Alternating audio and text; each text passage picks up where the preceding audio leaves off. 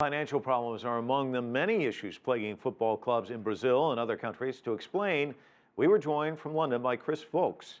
He's an international football correspondent for Goal.com. In the last 6 or 7 years, there's been all sorts of financial difficulties, and it's a little bit naive, I think, to expect football to avoid that.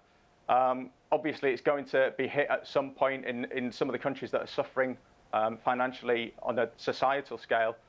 And when you look, really, I've always thought that football in any country is a reflection of the society in which it's played, and that's certainly been borne out in a lot of these countries, where places like Brazil, where it's got such a huge gap between the wealthiest few percent and the least wealthy few percent, if you like, and that's going to reflect in its football, and it's certainly bearing out at the moment.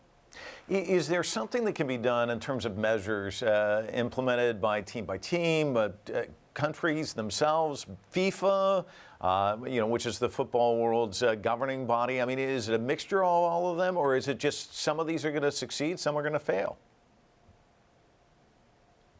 Yeah, I think FIFA has a responsibility to help out and does to a certain extent, but even FIFA seems to have been caught up in its own problems of late. There's been all sorts of talk of corruption, and there's a presidential election coming up in FIFA in May of this year, with a lot of the challengers to the current president, Sepp Blatter, running on a promise of reform and change because of what's going on within FIFA itself. So it's got an awful lot of things to sort out within its own system first before it even looks to help other countries out.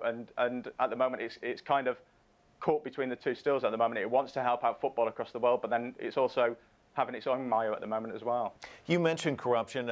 It's also plaguing some other football clubs as well. And then there's the story of the price fixing at the World Cup. What's been done to really address these issues which you alluded to? Well, the problem with stuff like the World Cup is that the World Cup was almost dumped on Brazil, and they were forced to host the competition because of FIFA's idea that they would actually shop the World Cup around the world. So, in effect, each continent would get a chance to host the World Cup over a period of time. As nobody else in South America really had the resources to hold the World Cup, it was kind of dumped on Brazil, and that brought its own problems, and there were all sorts of protests in 2013 around the time of the Confederations Cup. Thankfully, they didn't follow through into the 2014 World Cup quite so much, but that had a knock-on effect in terms of the price fixing and in terms of the state of the football in the country at the moment. If you were invited to a session, a luncheon with the folks from FIFA, these confederations, they were to turn to you, I mean, you cover the sport, say, Kris, we're going to focus on a laser beam on just one of these particular issues. Which one would you suggest they focus on?